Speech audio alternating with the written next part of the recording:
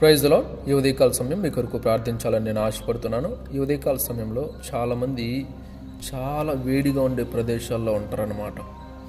ఆ ప్రదేశాల్లో ఉండడం వల్ల ఆ వేడి వల్ల చాలామంది తట్టుకోలేరు. ఫ్యాన్స్ వేస్తారు, ఏసీలు వేసుకొని, కూలర్స్ వేసుకొని, అయినప్పటికీ కూడా ఆ వేడి చాలా వరకు ఎక్కువ ఉంటుంది. దానివల్ల చాలామంది ఇబ్బంది పడుతుంటారు అన్నమాట. ఆ వేడికి చాలామంది చనిపోయే స్థితికి కూడా వస్తారు. కాబట్టి అలాంటి వారి కొరకు మనము ప్రార్థన చేద్దాం. రెండు తలలు ఉంచండి, ప్రార్థన చేసుకుందాం. మహాపరిశుద్ధుడైన మా తండ్రి, మహోన్నతుడ, సర్వాధికారి, మీకు వందనాలు, స్తుతులు, స్తోత్రాలు చెల్లిస్తున్నాం.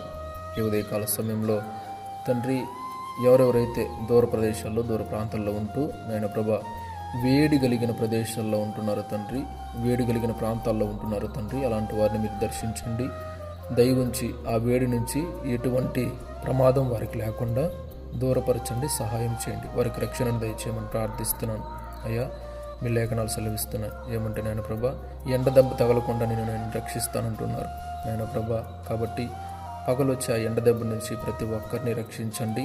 ఆయన ఎలాంటి ఎండ దెబ్బలు తగలకుండా ఆయన ప్రభా వారికి ఎలాంటి ఇబ్బంది లేకుండా దయవుంచి వాటిని తొలగించమని ప్రార్థిస్తున్నాను.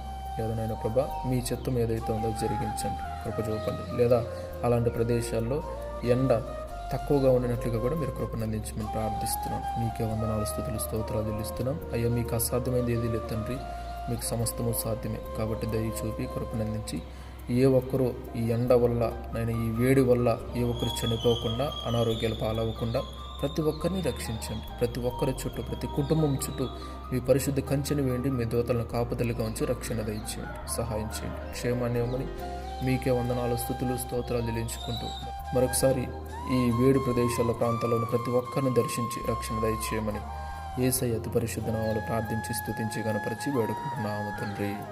ఆమేన్. దేవుడు మీ అందరిని దీవించి ఆశీర్వదించి మీకు రక్షణ అనుగ్రహించును గాక. ఆమేన్.